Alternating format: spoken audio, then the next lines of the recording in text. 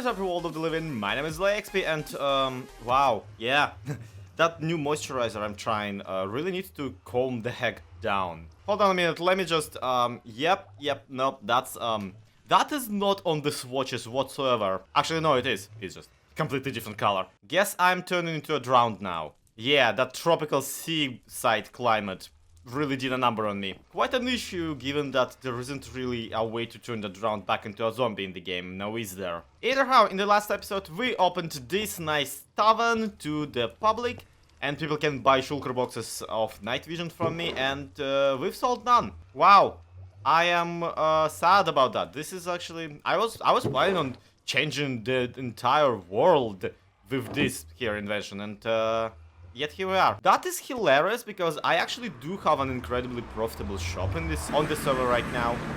It's here in the Nether Hub, and it's the simplest thing ever.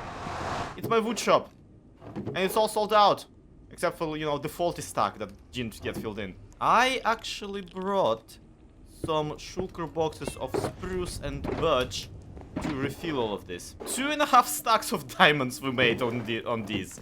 And this is not even the first restock I've made. This is just the first one I made on camera. Drop. Fill. One day I will make a shulker box unloader for this place. Today is not that day. Now, it is fortunate actually that we got all of this money, because today I was hoping on, you know, taking care of some sort of a bank.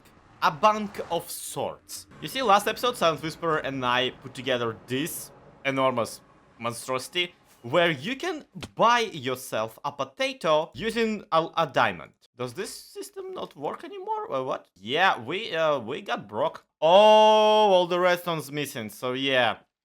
Somebody spilled a bucket of water in here. Okay, Silent says that this is not a big deal, but yeah, I'm just gonna leave the fixage of the actual mechanics to him. But what this thing here is supposed to do is it's supposed to give you a single potato, you pull it out of the smoker, and you get yourself hella experience. Meaning that this here thing basically functions as a little experience bank. The problem, of course, is that as long as this experience bank is just sitting here in the middle of the field, it's not gonna do much good at all. It's just gonna get consistently flushed by the nearest rain. We need to put together some sort of a interior for this area. Some sort of a building to surround it, and maybe a sign with more evenly spaced letters. This is an embarrassment. So I took it upon myself to gather as many as possible, which is not a lot apparently, concreteous materials that I could put together into very modern and very good looking concrete, you know, to house this entire thing. Really, the biggest issue with it is how just minimalistic the actual design is. Once this baby is fixed, yeah, that's it. That's all you really need for this entire system to function. So if I'm gonna build a bank around it, what do we even put into it? How do I justify there being a building at all? And that got me actually thinking. Is there anything, any other way to get experience in the game that is superior to the Furnace God, like in any way possible? Because you gotta remember, the Furnace God is essentially the quintessential XP farm. It just gives you experience for no reason, seemingly, all at once. And that's when I realized it can't go with you on an adventure. It also will not do the dishes. Yeah, I tried to convince it. But you know what you can take anywhere with you? A stack of Bottles of Enchanting. Now, Bottles of Enchanted, they get a bad rap. And for a good reason. They are incredibly expensive, incredibly useless, and frustrating to use. You need like a lot of them to get anywhere near the 30th level. But now that the villagers can be cured and will drop their prices for you, this might be a little bit different. And it's not like we have a shortage of emeralds on here with like 2 stacks per diamonds being sold at T-Stomps. Besides, these are technically bottles of liquid of sorts. I should be selling these at my tavern is what I'm getting at. These aren't honey, and also the rest of the potions, but that's a little bit too big of a project for me to even talk about. We can also get redstone, lapis, and glowstone dust out of these boys. Which, yes, redstone and glowstone do happen to be materials that I will need for my potion brewer anyway. So we will be keeping those 3 boys. Unless they run off like this guy over here. Please get back into the bottom, sir. I really don't need you running around. Now, these fellas over here are gonna sell me 12 bottles of enchantment per restock. So basically 12 per day. Like, yeah, okay, they do restock more than once a day, but the trick there is that you're not gonna sit there and wait for them to do that. Unless, of course, you are me, and you have the time to just skip the night right in front of them, triggering them to restock in the morning all over again. But even then, even if you sit there basically waiting on them, you will just end up with these people randomly locking up their trades on you and raising their prices, which is not way to run a business, my mans. XP bottles also have the added bonus of stacking up to 64, so let's find out exactly how much experience we can get out of a stack of these potions. Naturally, first we will need to drop off my already existent experience, and there's like basically only one good way to do that. I could also just enchant stuff, I guess. That was probably a safer option. Okay, not the cleanest test, because I could only drop my experience to 1 level and then a little bit. But a stack of bottles. Let's see how far it gets us. 17 levels. Let's say 16. Let's say 15 even. But still, that means that 2 stacks maybe will get us to 30? Actually, no. The way the leveling system works is it actually gets harder and harder to acquire a new level the further you go up. But here's the trick though. I was still wearing my mending gear like an idiot when I was doing that. But also, that brings me to our next point. What most people will want to use experience for is fixing the tools. It's not gonna be running around trying to get more levels. So let's get ourselves up almost broken netherite tool and see how many bottles of enchantment it's gonna take to fix it up proper. This may just be an excuse to gather more sand for concrete. The world may never know. Man, that's a lot of sand. It took like so much effort to not break this shovel by accident. It still has a little bit durability on it, but there's just not a stats screen in this version of the game. So this is as good as we can get it before breaking it by accident. Now to get trading with the friends. If the friend would bother to get back into the flipping workstation. Ah, I have come to a realization. There is not a left hand in Bedrock Edition, so how do I hold the shovel while also throwing the bottles of enchantment?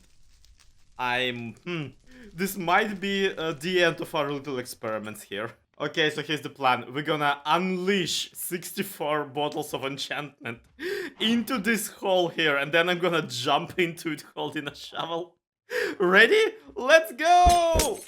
I missed instantly. Oh my god, how am I so bad at science? Okay, everybody, it's time for the triangle solo. Ding-a-ling-a-ling-a-ling-a-ling-a-ling-a-ling-a-ling-a-ling-a-ling-a-ling. Literally all of it instantly makes it back into my inventory. The system has been nailed down, everybody. No need to worry. There we go. A stack of these XP bottles. I'm not wearing any armor. My only mending thing only is my netherite shovel. Let's see how this goes. Oof. It still only went halfway into the shovel.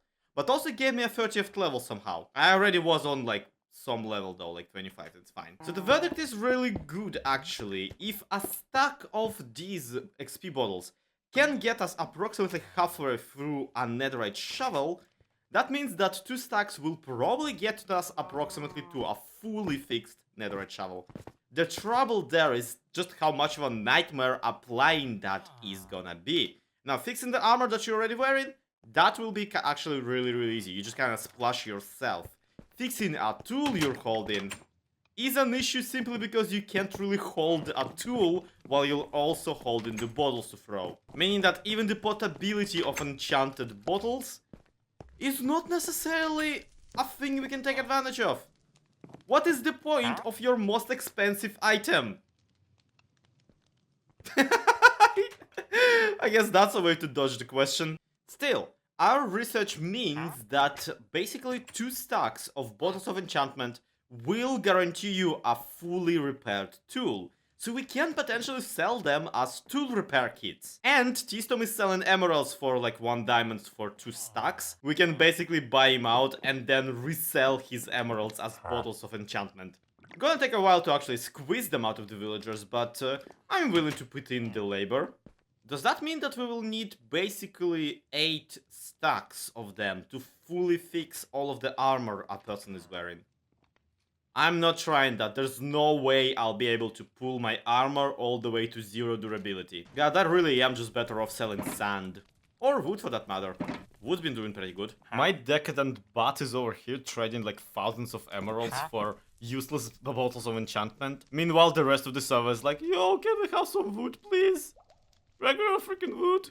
Birch is fine. We can of course also automatically dispense these using a dispenser. But you know what? That kind of again defeats the whole point of these being potable at all. Because again, if we want to go somewhere and right click to get experience, we might as well go to a furnace.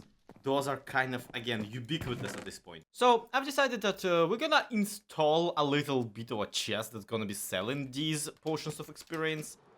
And, you know, what are the chances of anyone actually buying any? I don't want to ever restock them. It's 12 per day. It is gonna be incredibly slow.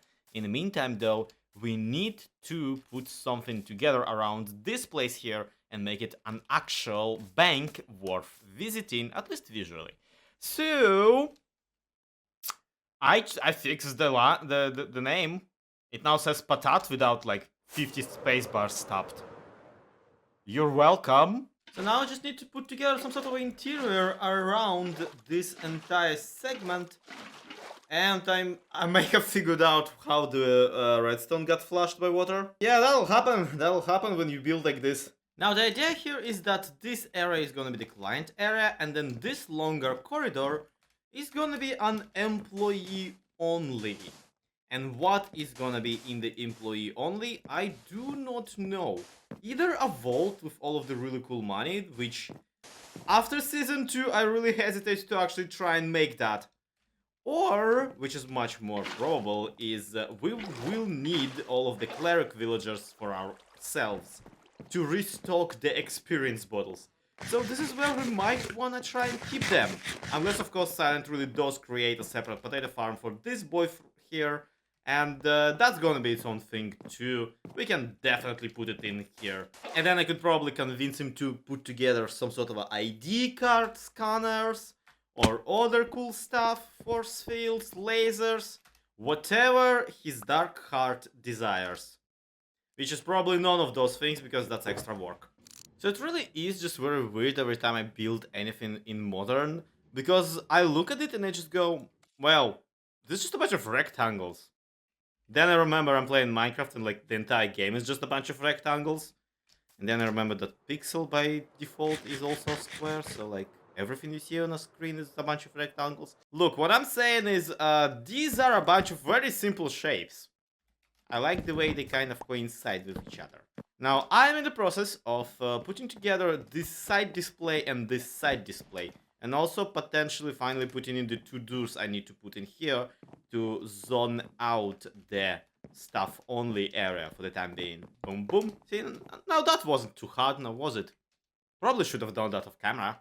So with just a few flower boxes and a couple of benches, this should really convey exactly what it needs to convey. A little bit of a modern and a little bit of an official environment where you kind of are not expected to spend that much time, to be completely honest with you. Just kind of walk in, get your stuff done and walk out. We have things to do. Still, would help to have at least a little bit of a receptionist somewhere around here or around here. The trouble with that is that usually for this I would use one of the cartographer villagers as a receptionist, and we don't want another villager in here, okay? This is spawn area. Let's save all the entity count for Silent in his giant iron farm 2 blocks over. And this is where I would put a chest full of the experience bottles we were talking about.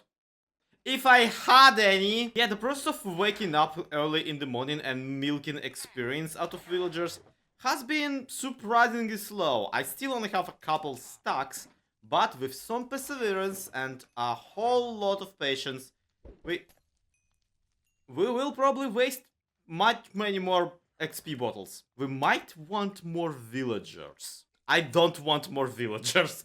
Honestly, even these are a little bit of a nightmare to deal with.